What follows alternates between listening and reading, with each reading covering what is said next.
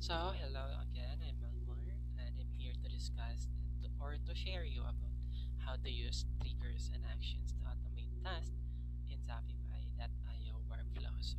So, first is maadto ta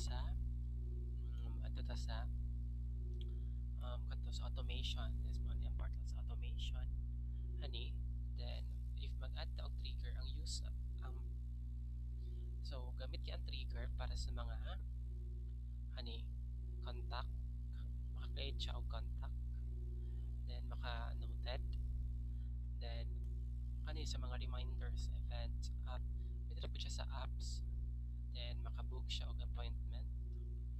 Then, ang isa pa sa actions naman is makakreate yun siya contacts, makapangita siya og contacts, and